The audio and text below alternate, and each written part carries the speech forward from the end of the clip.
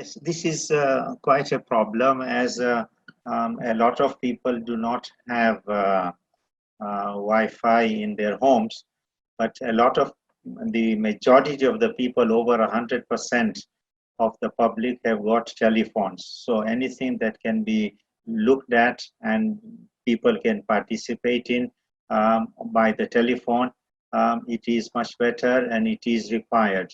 People do miss it out.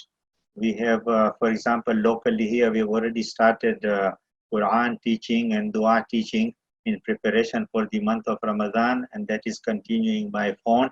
And people have now got used to telephoning somebody 300-400 kilometers away.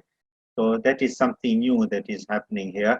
And if I may add something that when you talk to Dr. Akbar about the medical side of it, we have now we formed a team of doctors. All our Koja doctors now are on a team. They are all now taking part and providing a service online.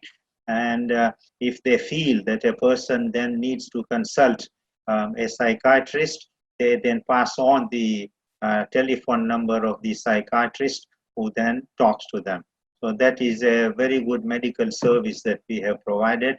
And the problem that we are going to face, and we are facing it pretty urgently, is that as you know that a lot of doctors, nurses, and medical staff throughout the world passed away because of the corona.